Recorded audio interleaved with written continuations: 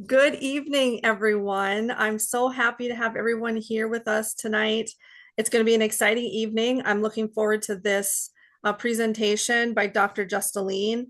Just a couple of things before we get started. This is the monthly university colloquium. We have a presentation once a month, and it's called the monthly university colloquium. It's when our faculty, staff, and others present on a topic of their choice. It may or may not be attached to CEUs for nurses. However, tonight it is attached to 1 hour of CEU for nurses. If you are a nurse and you would like the 1 hour of CEU, please email. I'm going to put it in the chat for everybody. Teresa.oleen@aspu.com. Put that in there. If you are a nurse and you would like 1 hour of continuing education credits for this 1 hour presentation and you are present for the entire hour, please email me at teresa.oleen@aspu.com and I will get you your certificate tonight. And with that, tonight, I would like to welcome Dr. Justilien. He is going to be speaking on quiet quitting in the workplace. I'm very excited to have him here with us this evening. And with that, I'm going to hand it right over to Dr. Bernie Justilien. Welcome, Dr. Bernie Justilien. Thank you. I appreciate you for the warm introduction. And I just want to say thank you, Dr. Olin, to allow me to do this presentation. I just also want to throw out there also, I want to tell Dr. Donald Dunn, he's the one that, while I was a student, helped me navigate that topic on quiet quitting. And ever since, it became a passionate of mine. And that's something I promised to pay forward. And lastly, I just want to say thank you. I had one of our staff from me being the founder of Dr. B. Justilien Counseling. Her name is Miss Jessica Dang, and she's with us tonight as well. And I'm just excited and just want to say thank you for everyone that showed up and have a passionate about the topic. Okay, so the topic tonight is about quiet quitting and also as how it's impacting the nursing realm, both the academic and workplace. All right. So the topic, like any other concern when it comes to why it is important, first of all, I want to point out to you that it became, excuse me, it became important because research said it was important. Um, uh, when I started looking at the topic of quiet quitting in a workplace, few things struck out to me. First of all, the term quiet quitting was not a word that made dictionary until recently. Um, but the term was coined after the aftermath of the COVID-19 pandemic. It always been around, but quiet quitting became more prevalent because something was happening the aftermath of the pandemic. And somehow the term made its way into society and then into research. It's another way of saying uh, others are disengaging somehow in a workplace. But in terms of the nursing field, we're going to take a look at how it is impacting the workplace, not only in research. Excuse me. All right. We want to address how it's being impacted in the real world. And how is disengagement? How is nurses being withdrawn mentally in the workplace? Now, are we here because of research? Are we here because of we want to hear what's going on in the workplace? I think we're here for a greater reason, is because we care. I believe we care.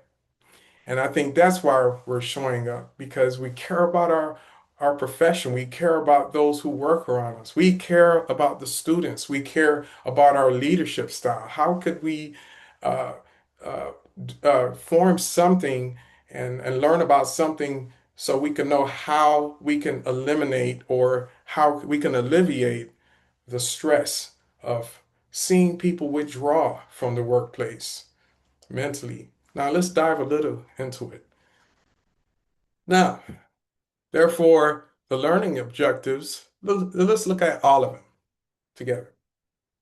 We want to understand what is quiet quitting, a definition. And I went into research and pulled out definitions that stood out to me. Another thing we want to learn is how does it impact teams?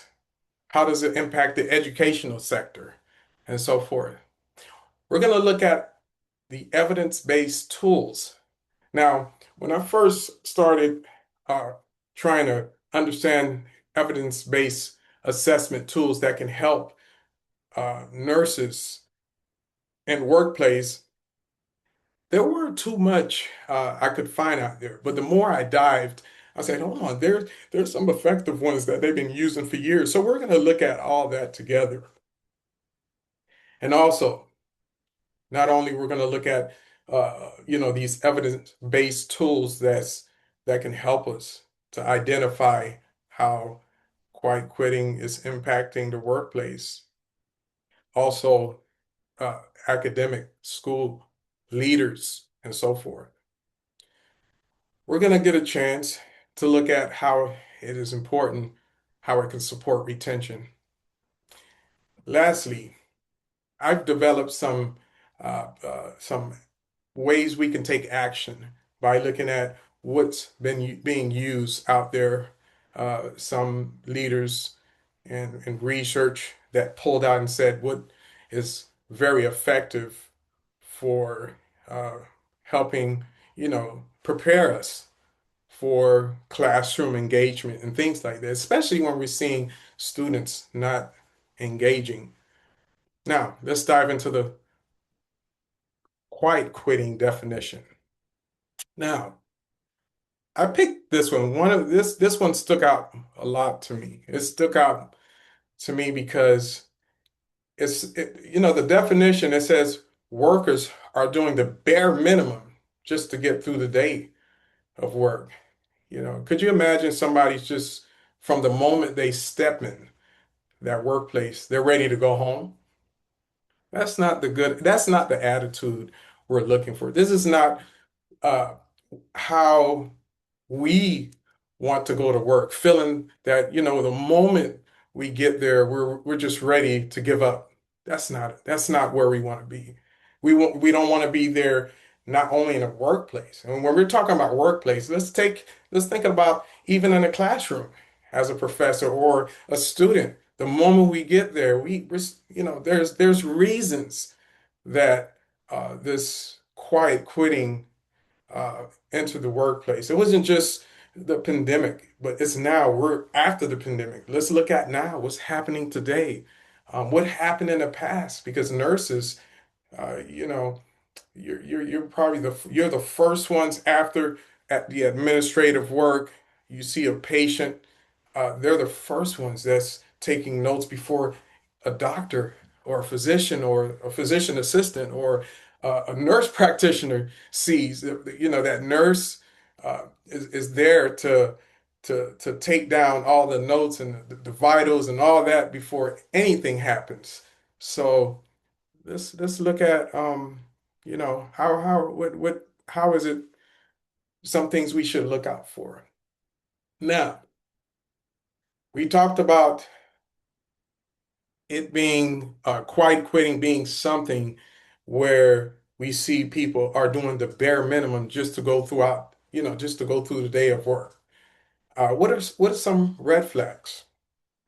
You know, if you're in a workplace, especially being a nurse, research shows that um, some red flags is, you know, safety is not a priority. Cutting corners just to take care of patients. Another thing is when you get involved in a team dynamic. uh, you're not giving the best inputs. You're just there just to listen. You're just there not to contribute. You're just there. Let me ask you a question. Do you know someone or have you experienced that yourself? You know, when you're in a room, but you feel like you want to be invisible, you feel like you don't want no one to point out to you or notice something. Well, let's move on. How is it impacting performance? When we talk about disengagement, how is it impacting the workplace performance? Not only we're going to look at the workplace, but we're going to have some time to talk about the academic setting. But for now, how is it impacting performance in general? Now, the question, research has focused on is ethical issues. Do you cut corners to get results? You know, it's interesting. Uh, Sometimes, we focus on results, but one of the things is sometimes we have to look at the person that we're caring for, especially being a nurse, just like being a counselor. We have to look at that person as a person and not a process. And sometimes when we think like, let me just get through the day of work, let me just take, it rubs off on others as well. People can see it after a while. How do we stop it? How do we try to make a difference? Let's move on. We talked about it, and we're gonna see it in the education sector. Uh, what is going on? I think a lot of academic on an academic side, let's say we're giving lecture, we can notice students, they're not really participating. Sometimes we have to, you know, uh, ask for volunteers. Somebody, do what do you think about this topic? Or and sometimes we have to break individuals into groups to try to get them to work together. And we still notice lack of participation. How is it impacting attitude amongst students? You know, when I was doing the original work on quiet quitting, it's interesting we think about those who are under authority, but we never talk about the leadership part. How is it impacting leadership? Those who facilitate, you know, do we want to be there to teach, or are we just going by the day just to get through? We talk about focus, when you look at distraction, focus. Sometimes I think, I sigh and I think about that because we talk about the word not caring, apathy. Um, when we talk about apathy, forget it. Empathy is not even there, you know. Um, and just don't care. I'm just gonna, just go to school. Now, there is we talk about the negative connotation about quiet quitting, but later on, I like to touch base on there's an other aspect than just the negative part. What about, assignments? Are we giving it our best? Are we, how, as faculty and professors, we can notice a difference. And we're going to learn how to, not just observe attendance and be attitude shifts and the don't care attitude. We're going to look at other aspect on what do we do. But before that, you know, when we are just going through the day and having a sort of a not caring attitude, it impacts the things we do. And one of the things we have to be very careful is safety. How is it? How is it causing uh, our not caring attitude is causing a harm to others? Is that where we want to end up harming lives to the point our accountability goes out the door? How do we prevent that? How do we talk to colleagues, and if we know that, like, where how do we pull them aside? One thing is I notice even on counseling, and it's not too far from the type of work we do. Even it's not it can be comparable to nursing. It's because we work with people, and when you work with people, you work with lives, and we're the one that impact lives directly. And we're going to get a chance to look at some good interventions and how we could not just notice uh, how people are quiet quitting or withdrawing, but we're going to try to see what tools we can use to eliminate that. And so let's move on. All right. When, there's so many different tools out there we can use to assess when we see nurses are withdrawing in the workplace, or students are withdrawing, not, their focus is not there. There's so many assessments we can use, but one stood out to me. But the first three, I'm gonna share them with you. These been used for years. Okay, the first one, I call it the BAT assessment. What it does is good for measuring burnout. You can use actually the BAT assessment to, to understand uh, in different environments. There's some are best used for the workplace, and there's others for academic setting. But for now, we're just showing you the work, how it can be effective. And these are tools that I also use in my own practice as a mental health practitioner, being a registered mental health in Florida. Okay.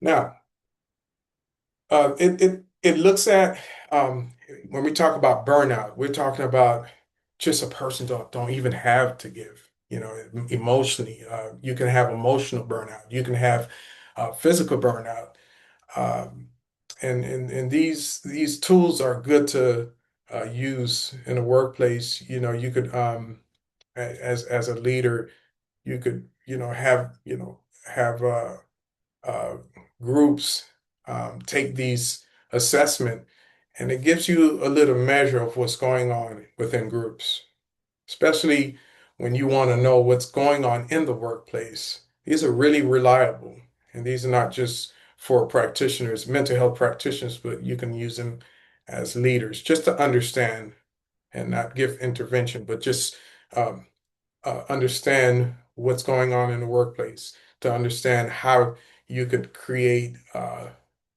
different types of methods for dealing with both students and workers. But for now, this is good for the workplace. Another one is called the MBI. You notice I'm not trying to use the full word because I'll mess it up. I try to keep the acronym. This one, while the other assessment would focus on burnout, this one it focused a little on energy level and things like that. Like, let me look at what emotional. It goes directly to the emotion and try to understand different aspect of individual. But there's more. I'll show you. This one, UWES 9, is good for academic setting.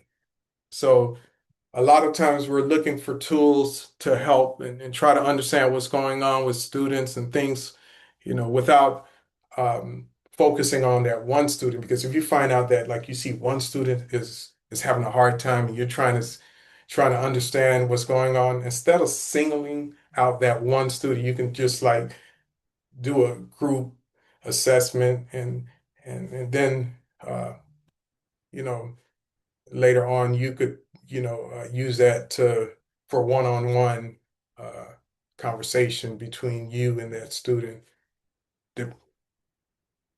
So, as the other one looks at emotion, this one looks at motivation. It looks at that the student's motivational level. I love this tool, especially for the academic setting. Now,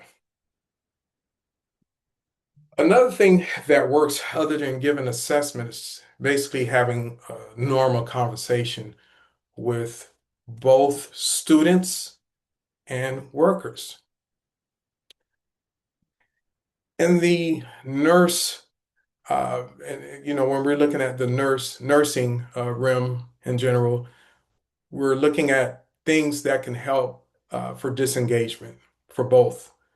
Okay. Now, sometimes you're wondering, like, what are some things that stand out to you when you start to see students are not getting involved or workers are not getting involved? We're going to separate the two, but for now, this is just general. When you see both, uh, you're looking at as a faculty and you're looking at from a clinical perspective, you see there's not a lot of interaction. You see there's the motivation is not there. And we remember we share these tools. We're just going over some tools and some things. If you want to, I would think a best way to start if you started, for example, if you want to assess use these assessment. It's good to use them in the beginning of a class, midway, and at the end, just to kind of, that way no one feels that you're singling them out, but you're using it in general just to let your students know with transparency. You just want to look at where you at now, where you are in the middle, just like you're giving a midterm and final, and then towards the end, just to kind of get a feel how to uh, work with your students and things like that. But now you're going to have uh, this one is different. Not everybody, wants to be a leader.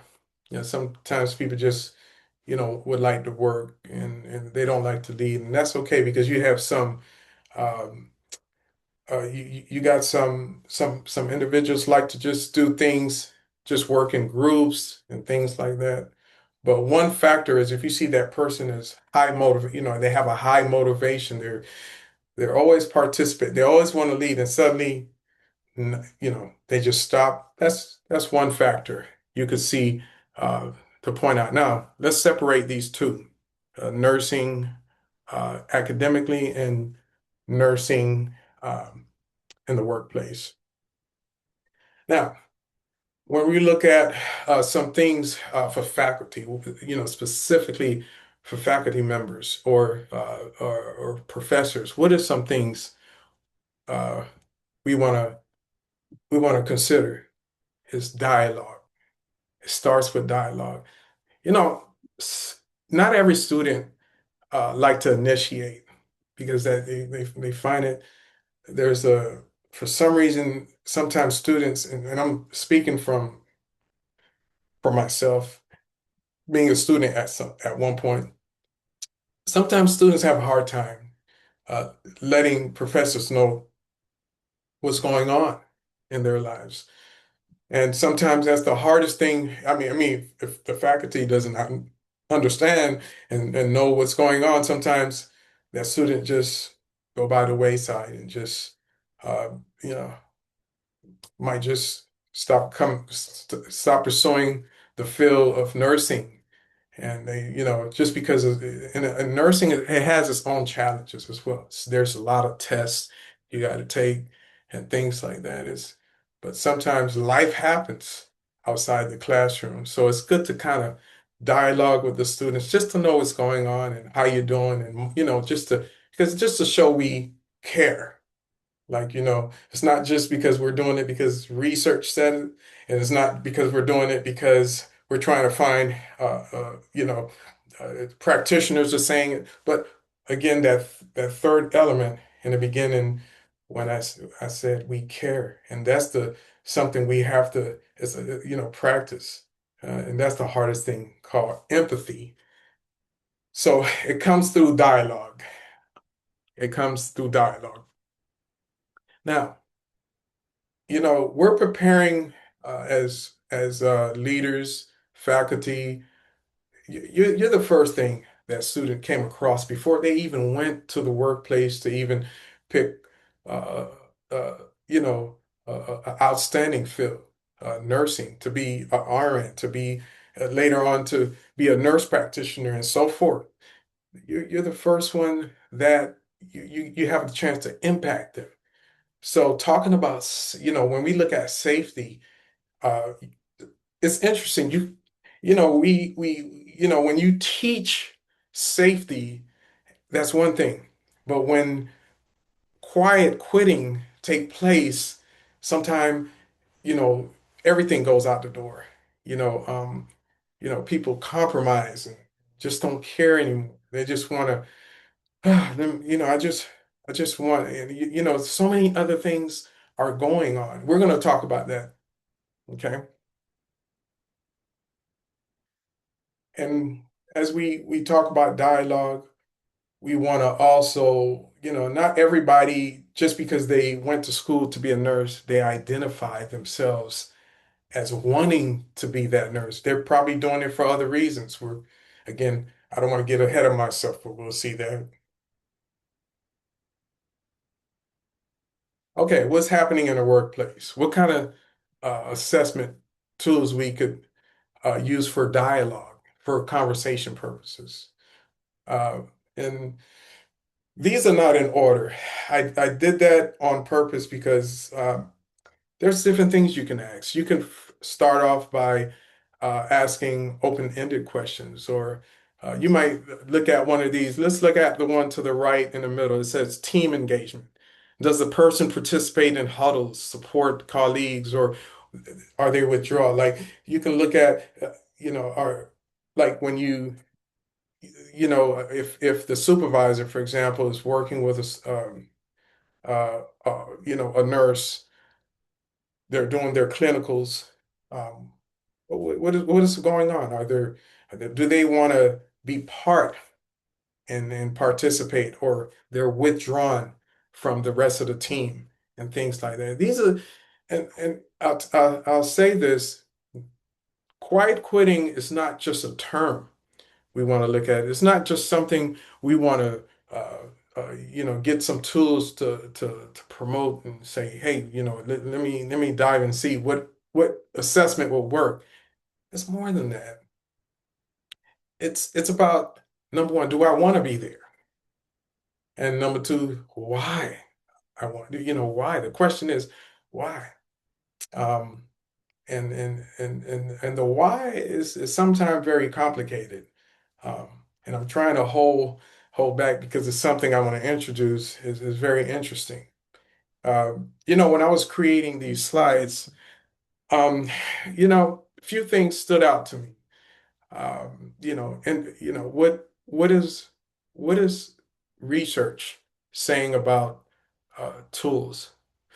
And also, I found we can use all these tools, we can use all these strategies, but if we don't know the student, if we don't understand what's going on, we can use all of that, and it'll go from one ear to the other. So we can look at safetiness, and you'll think that that worker would, is looking at a life in front of them, that they're helpers. They're trying to help others and trying to be there. But when emotions and your thoughts are not together, for better words, you're depressed, or you're anxious. Something's going on in your life, something real.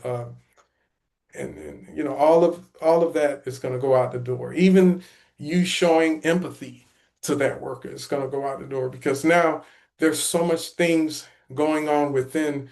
It starts from the beginning, trying to um, develop a relationship. We're going to talk about that next. So, the brief check-in. We talked about using open-ended questions. Now, these are specific. For example, you can you can talk about sleep. How was your sleep? Simple.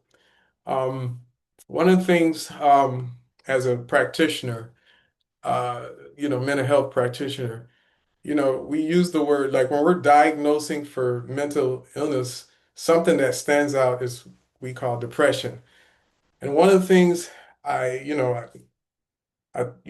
when you hear the word depression, everything people think about is sad, and that's so contrary to the questions that is on the assessments that we use. Like if the person is depressed and they're not eating, that's they're eating too much or they're not eating. They're sleeping too much or they're not sleeping enough. They're not engaging in activities or these are things that we can see that determines if our clients are depressed, and that's what indications, because something I want to also indicate, we talk about individuals giving up. Uh, Something's worth noting is somebody that wants to take their life. People say, well, they're depressed. But something we learned about suicide is people often who commit suicide don't do it when they're sad because they don't have energy. They don't even have the motivation to get up out of bed or to even, move on in life. So it's when they get out that depression mode and they have a little energy and things like that, and then they go out and do the unthinkable. And people say, well, I didn't see it coming. Well, that's something to be mindful for when you're watching a lot of nurse and you see they're going through the day just with no energy and suddenly they're excited. That should be the time we should start engaging in conversation because out of nowhere, what's going on? And we're not making an assumption, but it's something to be mindful for. Especially I see that in the line of our work with veterans and in the general population. It's like the calmness before the storm, and suddenly the storm happens, and no one saw it coming. So that's something we can not only think about our working with students or working with um, workers, leaders working, supervisors working with their employees, but also something be mindful around you, especially working with clients, and that's coming from both um, mental health and nursing realm. So something to be mindful. Now, hope I didn't throw so much at you because how do we tie all this together? You know, um, Sometimes, if you look at that picture on the left, you see, what do you see? You know, you see one, uh, individual in the middle. She's smiling. The other one on the right, she's smiling. But what do you see on the left? And it's, what do you see when you are looking at your students? What do you see? Uh, you know, how do we, how do we judge them? Do we judge them by because they're smiling, or uh, do we judge them by their engagement? What's going on? We don't know sometimes because that person to the left, or the person that's smiling to the right, or the person that we just don't know. So, you know, and we may think that they're engaging and they, that motivation to become a nurse or whatever, but we don't know. We don't know what's going on. And the only way is to know is sometimes communicate. Where did this come from? Wow. Because sometimes, people disengage for different reasons. Maybe they're not interested. So when we talk about like we engage with students and wanting to know their passion and what's going on, and you know, um, sometimes we ought to ask them like, what is some reasons? What got you involved in wanting to be a nurse? Or what was it? Was your mom a nurse? Are you the first generation? Or what is where that passion has come from? Because sometimes people are not, maybe they're not sad. Maybe they're thinking they're having second doubts about should I continue being a nurse? Somehow they're getting discouraged because they have different passions. So maybe they want to do something totally different outside of working with patients and clients and so forth. So we can't make an assumption until we start to communicate with our students and communicate with our workers as well to see what's going on. So we're back to work. When we're looking at work, you know, transformational leadership is one something we learn in school, especially here at Aspen. I had the opportunity to incorporate different uh, styles of learning different styles of leadership. My program was in organizational psychology, and it was one that allowed me to understand how uh, we, as being in the mental health field, can motivate individuals who lead in the workplace. So, transformational leadership is one that we is focus on motivation. How do we motivate our um, employees, especially the nurse?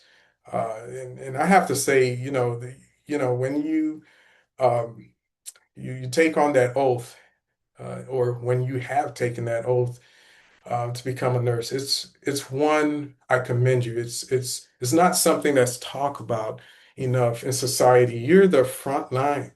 You're the front line. You see everything. You see everything from a mental health perspective. You see everything from a physical. You see all sorts of things. Um, whether you work in a nursing room or the ER, you see it all. And then you got to go home to decompress. And I couldn't imagine what it is just working day by day by day and just seeing so much. It's almost like you got to take who you are and put it aside and just become that nurse, compassionate regardless of what's going on. So leadership, how do we incorporate that motivation? Now, remember we were looking at that um, those three. That was, the one in the middle of the computer. She was smiling, the one to the right, and the other one, you didn't know what she was doing. And then they had some individuals in the back. We don't know what's going on. We can use all these skills. We can ask all the questions. We can use some of the tools that we learned. But something I know I want to bring out something very interesting that I've learned, and it's very simple, and it's helped me work with my clients a little better. And I had a little surprise for you, but we're gonna move on. Um, One of the things we did mention was safety, psychological safety, because what is that? When we're talking about safety, tapping out, we see behaviors. We don't know what's going on. We could assume somebody's sleep. We don't, somebody's sleep in class. We don't know if it's because they're tired from the night before. We don't know what's going on. The person to the back, is as bad as the one to the right. The one to the left, yes, she's sitting up, but we don't know what's going on. Sometimes as leaders or facilitators, we might think, maybe I'm boring. Maybe I'm boring. Maybe the topic I chose today, maybe whatever it is, maybe, and we just don't know. And that's why we're going to talk about preventative tactics and things like that we can use I'm not just going to throw all this to you, but it's going to go somewhere. And I promise you, by the time we finish, some things are going to stick with you, but the ones I want you to understand, I left it towards the end on purpose. Okay. Now we're looking at safety and things like that. You know, it's one thing to teach someone, but it's another thing that they embrace it. And it's, we can use all this motivational thing we just talked, but I'm leaning towards something different um, because and leaders, we can get worn out. And I'm talking about facilitators and supervisors and managers and school. Sometimes you put out so much, but it's things that, we put out so much in our students, we put out so much in the workplace, and we get worn out by watching others uh, worn out. We get worn out by using some of the tools I mentioned and things like that. But how do I motivate my client? What tools that I use to motivate them? You know, um, you know, you'll be surprised that sometimes with individuals are, whatever that's going on in the workplace, sometimes it might be they just need a vacation. Sometimes they don't even have, and other times it could be financial problems. It could be things, they may not have the resource to take a break. They may be working two jobs. A student uh, may be paying out of pocket to go to school. Just whatever. They may not have enough loan to cover. They may not be working, and they may, especially when you're in a nurse going to school to be a RN, or um, a lot of students take that time off to focus on school. But sometimes they have families; they can't um, just focus on school. There's so many things that's happening. So sometimes it's good for dialogue to see what's going on. Because we can make quick assumptions without dialogue. We can make quick assumptions without pulling that student aside or pulling that worker aside. Sometimes it's just being me, meaning just be you, and just, you don't have to start off with that open-ended question that was presented on the slide. You can use your own, because every day is different. It could be storming outside, and students didn't show up. A lot of students didn't show up that day for whatever reason. Um, it's good to know what's really going on because I say this, your mind deserves a break. If your mind is going on all the time, it could also impact your physical body because you're both mental, physical, and the whole nine yard. And sometimes people think I'll share this with you. One thing I notice with sometimes people who are diagnosed with bipolar disorder, they have no need for sleep. And and while they look good on the outside, because they haven't been getting sleep all night, their mind get tired, their speech now, they begin to go fast and just talk, you know, um, pressured speech. They feel good. If you ask them, hey, how are you doing? I feel great. They can go on for 3, 4, 5 days. And I'm talking about when someone who's diagnosed with, having manic depression, yeah, they're going up. But when they crash, it's a different thing. They mimic depression now. They don't want to get out of bed. They have no motivation, that energy that they had. And sometimes it's good to kind of, just know what's going on. Is that person getting sleep? And so I use that example is because a person that's not getting sleep can mimic bipolar when they're not bipolar or manic. They can mimic these symptoms. So it's good to know like sleep patterns and things like that. Like, how are you doing? You know, did you get some sleep last night? And as much as we want to get our goal is to teach. students so that they can get it. We give we give these tests to students so that they could not only learn the material, but sometimes I would say it's good. It's good. Like we've heard the word self-care and I guess self-compassion and things like that. Sometimes we need to rejuvenate and encourage that among students and encourage that about among workers and things like that. Because just and we have to empathize with students sometimes or workers that have two, three jobs and students that have to work and go to school at the same time. They may not be operating at their best because of so many things that's going on. So it's good to be aware and alert what's going on and just a simple communication and talk. But now it's interesting, something I want to show you. Communication may not be that simple because now something I enjoyed when I was at Aspen University as a student working on my doctoral study, it was learning different styles of of some the way people see the world, basically. Uh, and sometimes you ever felt like you were talking to somebody and they're just not getting it. No matter how, you're just talking, it look like it goes through one ear. It's not because not all the time because you're talking to somebody. It's not that they don't get it or they don't care or they're quiet quitting. It's just that they have, everybody has a way of seeing the world. Everybody has a learning style. And that right there, that's what I wanted to leave for you, at some point before we start talking about um, uh, interventive tactics of what could we do? Like how can we help our students? I wanted to leave that with you so it could resonate with you well. At some point, we learn we learn about.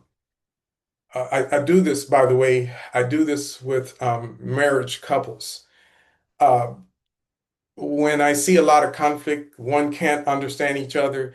The first question I ask one of the couples are, when you listen to music, how long does it take for you to memorize that song? And sometimes one would say, "Oh, I hear music. It takes me the moment I hear it first time, I memorize it." A husband might say, or the other spouse might say, "Well, I need, yeah, I need to hear it to, or see it or hear it a few times to learn it." And that tells me a little bit about how they show compassion or how they express their love to each other. Because the way that a person learn is sometimes the way they're gonna expect others to understand them. And I'll share this with you. So you have visual learners. Well, you have one, and if you have a visual learner, they're probably going to have a hard time memorizing music for the first time. When you have somebody auditorial, on the other hand, they get it the first time. So now, imagine a visual learner and an auditorial learner trying to communicate to each other. They're just not getting it. And sometimes that's what I tell, like if I have a visual learner that's coming to marriage therapy and I have an auditorium, sometimes I said, you know what? Learn each other's ways of seeing the world and understand what works. Uh, one person might say, uh, I'm just sharing this an example. Um, I don't want you to tell me you love me. I want you to show me. The other person might say, I want to hear it all. I want to hear it every day. That's enough for them. It's because the way they see the world, the way they learn is different. What works for one person might work for somebody else. So if you forget anything that I said and all this tactic, research shows that if you want to go directly to understand somebody, it's sometimes to understand what works for them. While I'm talking to you, you can ask them like, "Are you a visual learner?"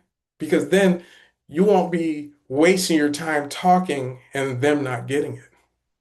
Sometimes people need to see it in writing, you know, and that's the only way, they might learn. And you've used this in classrooms, for example. Um, you use different ways of expressing. I'm talking about faculty members or professors. They use different styles and things like that. But imagine you're in the workplace and you see somebody just as they're not getting it. Sometimes you want to learn their learning style. And by the way, visual learners, um, a lot of times they may look at a student and say, my goodness, this person does good on tests. They don't have to work so hard. They learned it when they came in class. They don't have to study hard. It's just because they're just good listeners. They learn, their style of learning is auditory. So it doesn't mean that they're smarter than somebody that have to write it in notes and take, it's just a different learning style. It looked like sometimes it's most appealing, but I'll tell you this, if you put something in writing or they don't like to read. They don't, they like to hear and they get it. But reading is not their strong points. Sometimes people like to, performance-based learning. They learn through repetition or they learn to real world. You put them in a setting and they thrive. Sometimes people learn, they don't mind making mistakes. They'll do it all over and do it all over until they get it and then it's repetitive. That's those who thrive in their performance. So if you look at these four areas, uh, if you had to look at each one of them, were quiet quitting in an area. The visual learner is not paying attention while you're teaching. And then there's some concern. Someone who's, used to listening and getting it the first time, and now they're doing so poorly in tests. Now they gotta, you know, we don't know. So it's good sometimes that, to understand a person learning style before we even start to dialogue with them or talk with them. Because, like I say, if the person is a visual, it will sit here and they go in one ear and the other. Um, so these are the most, if anything, with research, with using tactics, with using different tests and things. If the most important thing is to understand a person's learning style. And we're going to move to the next. We're getting there. Now, after we know a way a person sees the world, the way they understand, the way they grasp things, both in the workplace, both in academic settings, then we can start to say, let's plan. Let's let's plan it. Let's have an action plan for students engaging in the work, students engaging in class, and workers engaging at work. Some of you probably heard of the reset plan. I'm gonna go fairly quick because we're running out of time, but we have 5 minutes, but I'm gonna try to run through this real quickly. So if you have any questions. The reset plan for engagement and safety. I use that safety because if quiet quitting is impacting you in a way that it impacts areas of safety, and we don't want that to happen. We're doing things, we're cutting ethical guidelines and things like that just to try to make it through the day of work. Now, you see these different areas. Um, we're going to talk about them a little more. I'm going to skip this video. Okay. So, if you want to have, focus on foundation, you know, the first thing you need to do is establish trust. You know, sometimes being in leadership, sometimes, and I don't want to use the word subordinate, but people who are under our leadership sometimes feel that we're invincible. Sometimes, we have to, in order for somebody to communicate to us, to open up, is to build trust. How did that come? Is through our being open with them, talk, dialogue. And we can't, if you want to create safety in any environment, you know, is to know how to foster trust and build, you want respect. So we have to learn how to implement, that trust, and we're there for them, not just because you want the job to be done, but you care about them. Remember that last one we talked about, we cared, we care. That's why we're here. Well, we want to carry that on in everything that we do, you know, and um, then you can set rules and regulations and things like that. And whether you use visuals, whether you use a way of communicating, people will listen to you because they know you care. So that's eliminating risk. Now, I broke them down in weeks. You can do these in days, but phase three, accountability. You want to foster responsibility. You want to know, okay, now that I know the person in front of me, I know their learning style. Now I'm communicating. Now, you're talking about norms in the workplace. What is our norm? We don't do this, we don't do that. And second, you know what? We talk about safetiness. They will hear you because we don't, just because we're compassionate, we don't want that to go out the door. The things that people should do.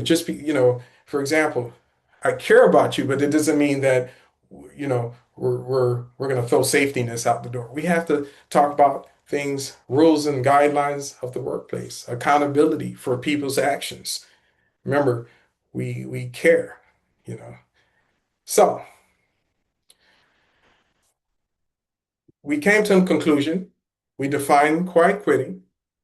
We talk about, the disengagement that can occur within work dynamics. We talk about tools. You know, that these were not just tools we pull out of a hat, but these are tools that's been used for years and that's been tested in research. We talk about different strategies. You know, communication was one of the big keys.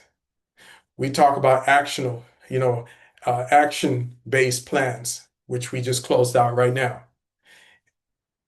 I'm so grateful to have facilitated this moment for CEU among the nursing community.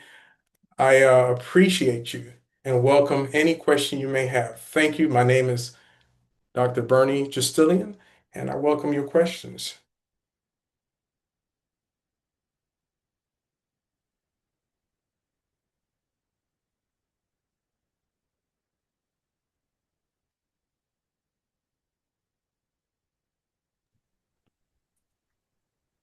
Thank you so much, Dr. Bernie. That was really enlightening. And I just want to open it up to conversation or questions or comments about anything that you might have seen or heard.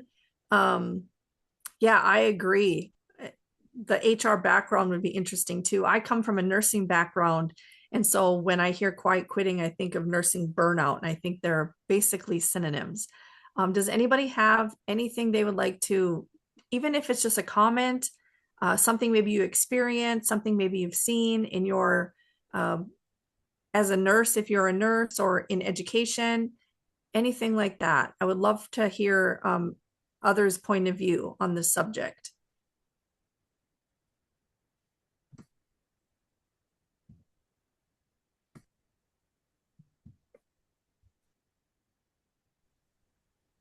Yeah, so I think as a ER nurse for a long period of time, I can definitely relate with, the totality of the subject.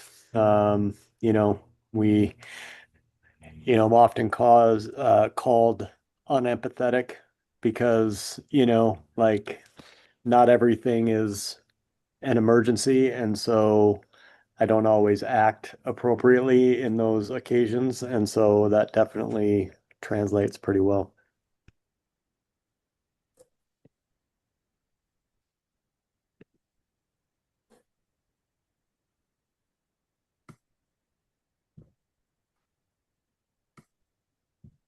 Don't think anybody else has something to say, but I would like to just talk about the brief check-ins that you spoke about.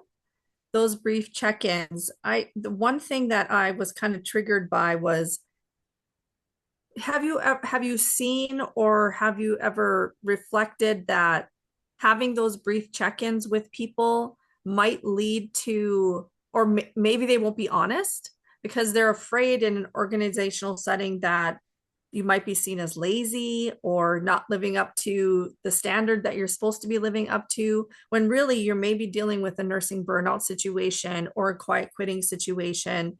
But even talking to a transformational leader who would be empathetic and see vulnerability, and try to be working with you, do you feel that an employee would feel safe opening up and letting them know and communicating their feelings that I'm not motivated, I don't feel connected, all of those things? Do you see that as a problem in the realm of this?